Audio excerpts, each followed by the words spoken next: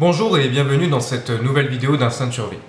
Aujourd'hui, nous allons apprendre les bases de l'orientation avec une carte et sans carte. Je vous détaillerai également la liste des points importants à noter sur une carte. Commençons par le matériel qu'il est préférable d'avoir. Tout d'abord, une boussole de ce type. Ça vous permettra donc tout simplement d'avoir la rose des vents, le nord, le sud, l'est et l'ouest, mais également de pouvoir lire votre carte, que je vous expliquerai juste après.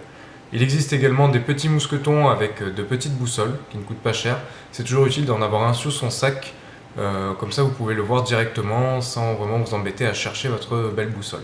Et bien sûr, le plus important, une carte routière plastifiée de votre région, de votre ville, mais également, si vous en avez besoin, une carte du métro. Nous allons maintenant voir les bases de la lecture d'une carte. Pour faire vraiment simple sur la lecture d'une carte, il vous faudra d'abord savoir où vous êtes. Souvent, c'est signalé par un petit point rouge, ou avec écrit « Vous êtes ici ». Ensuite, il y a la rose des vents qui vous indiquera le nord, le sud, l'est et l'ouest sur la carte. Il vous suffira ensuite de vous placer dans la bonne direction par rapport à la carte, avec votre boussole si possible.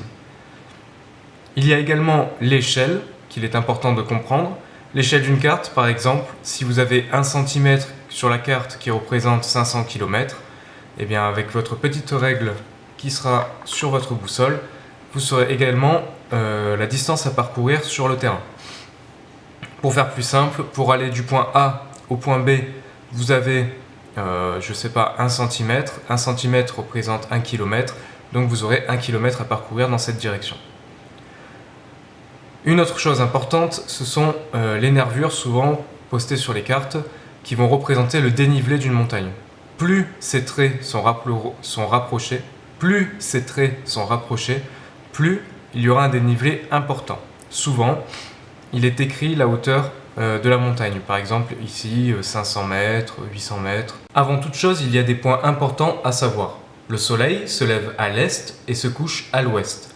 Pour le savoir, c'est très simple. Pensez à orange, l'est, le pays du soleil levant, l'ouest, le pays du soleil couchant.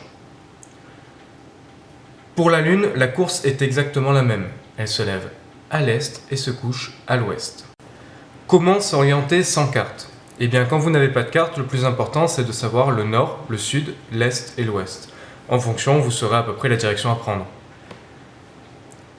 Pour trouver les points cardinaux, il existe une manière très simple, avec du soleil et un bâton, que je vais vous expliquer. Trouvez un bâton bien droit d'environ 1 mètre de long, épais comme votre pouce. Enlevez toutes les ramures et plantez-le dans un sol plat et meuble. Marquez précisément le sommet de l'ombre du bâton, attendez au moins un quart d'heure et recommencez. La ligne entre les deux marques vous donnera approximativement l'axe est-ouest. Si vous tracez une ligne perpendiculaire, elle vous indiquera la direction nord-sud. Dans l'hémisphère nord, si vous posez le pied gauche sur la première marque et le pied droit sur la seconde, vous vous trouverez face au nord. C'est l'inverse dans l'hémisphère sud. Vous pouvez également utiliser une montre à aiguille pour vous repérer, mais là, ça devient super compliqué. De nuit, si la lune est pleine, vous pouvez utiliser la technique du bâton et de l'ombre. Sinon, vous pouvez utiliser les étoiles. Il vous suffira donc de repérer la grande ours. Pour ceci, je vous conseille de repérer donc la grande casserole. Au bout de la grande casserole, il y a 2 étoiles un peu plus illuminées. Et si vous prenez 4 fois la distance entre ces 2 étoiles dans la même direction, vous tomberez sur la grande ours. Bon, je vous l'accorde, on a à peine effleuré le sujet, mais vous savez maintenant à peu près lire une carte et trouver vos points cardinaux, et c'est le plus important. Maintenant, si vous disposez d'une carte, marquez avec des points rouges les endroits les plus importants. Et voici la liste.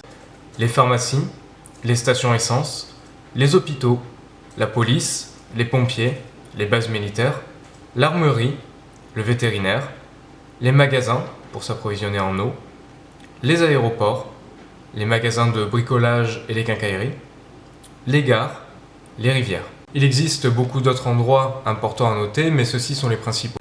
Il existe également un site complètement génial qui s'appelle Map of the Dead, qui utilise le moteur de recherche de Google Earth et qui vous permettra donc de savoir dans votre ville et partout dans le monde tous les points importants à savoir.